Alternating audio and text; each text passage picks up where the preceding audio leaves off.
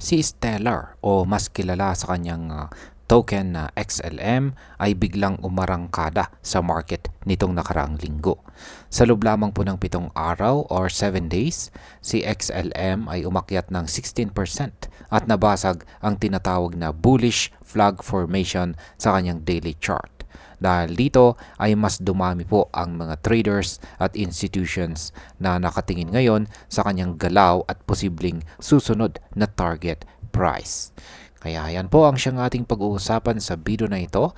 Pero bago po tayo magpatuloy ay pakibasa na lamang po muna ang disclaimer dito po sa ibaba ng ating screen. Yan, paano nga ba nagsimula ang biglang pag-akyat ni XLM? Yan, ang 16% weekly gain ni XLM ay nagsimula matapos mabasag ang kanyang bullish flag formation.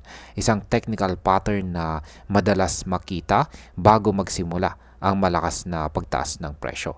Ang ganitong breakout ay sinyalis po ito na maraming traders ang naniniwala na kaya pang tumaas ang presyo.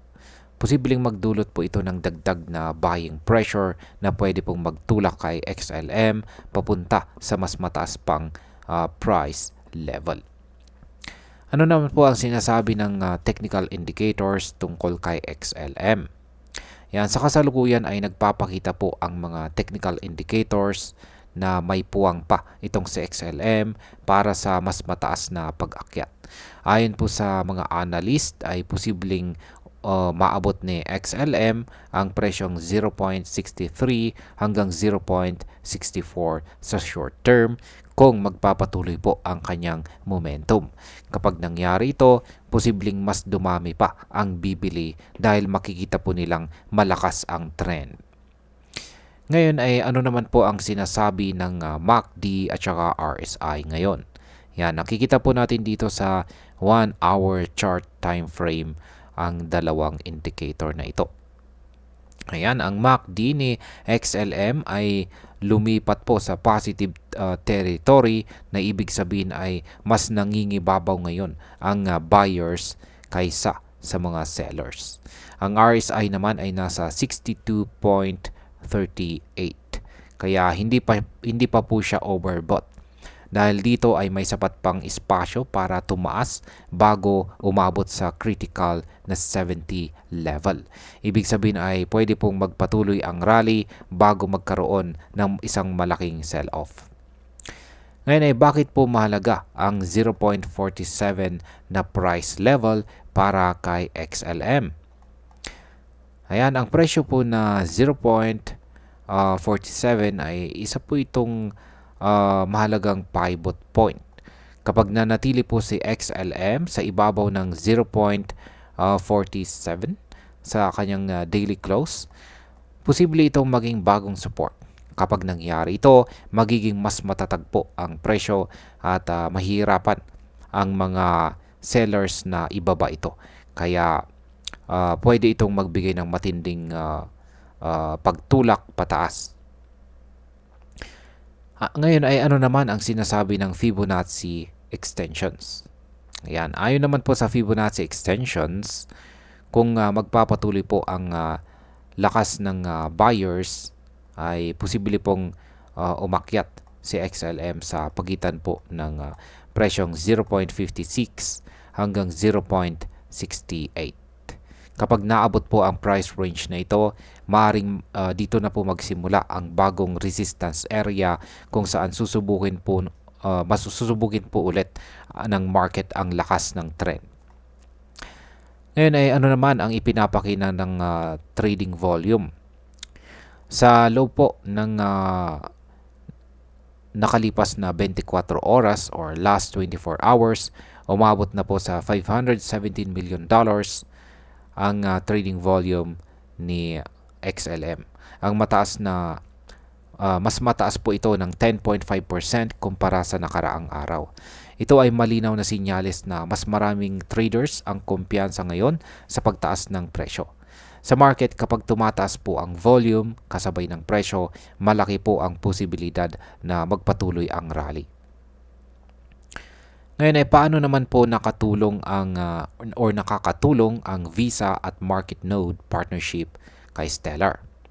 Nito pong August 11, 2025 ay in-announce po ng Visa na isasama na nila ang Stellar sa kanilang stablecoin settlement network. Ang ibig sabihin nito ay mas magiging mabilis at mura ang cross-border transactions gamit ang Stellar network. Kapag mas marami pong institutions ang gumagamit nito, mas lalaki ang demand kay XLM na maaaring magtulak ng kanyang presyo pataas. Ano naman po ang role ng market node? Yan ang market node integration sa adoption ni XLM. Ang market node na partnership ng SGX at saka Standard Chartered ay gumagamit na rin ng Stellar para sa asset tokenization sa Asia Pacific. Ang paggamit po na ito ng malalaking kumpanya ay magbibigay ng mas mataas na kredibilidad kay XLM na siyang magpapalakas pa sa tiwala ng market. Ano naman po ang posibleng epekto ng derivatives market kay XLM? Sa derivatives market ay tumaas po ng 6.05% ang open interest ng XLM futures sa loob ng 24 hours.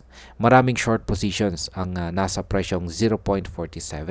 Kapag lumagpas po ang presyo sa 0.48, posibleng magkaroon ng $4.09 million na buy-side liquidations. Ito ay magpapabilis pa sa rally dahil mapipilitang bumili ang mga naka-short. Ano naman po ang posibleng downside risk ni XLM? Yan, kung hindi po magagawang manatili ni XLM sa itaas ng 0.47, posibleng bumagsak po ang presyo sa 0.39 hanggang 0.41. Ito ang magiging malaking test para sa mga buyers kung kaya pa nilang ipaglaban ang presyo. Ano naman ang hinaharap na target ni XLM? Ayan, kung matatapos po ang buwan, yan nalampas 0.55 ang presyo ni XLM, posibleng magbukas po ito ng mas mataas pang target price sa susunod na yugto ng rally. Ito ay magiging malakas na bullish signal para sa buong market. At bilang panghuli, ay malinaw. Ang aking pananaw po rito ay malinaw na malakas ang kombinasyon ng technical at saka fundamental factors na siyang nagtutulak kay XLM pataas. Ang partnership po nito sa Visa at Market Node ay hindi lamang simpleng balita, kundi isang hakbang para gawing mas malawak ang paggamit ng Stellar sa totoong mundo. Kung ma-maintain po ni XLM ang kanyang presyo sa itaas ng 0.47 at lalo na kung makalagpas po siya sa presyong 0.55, malaking posibilidad na makikita po tayo ng isang malaking rally. Pero kung bumagsak po ito sa ilalim ng support, dapat maging handa po tayo sa posibleng pagbagsak pa ng presyo. At hanggang dito na lamang po tayo sa video na ito mga ka-crypto. Marami pong salamat sa panonood. Ingat po tayo lagi at God bless po sa ating lahat.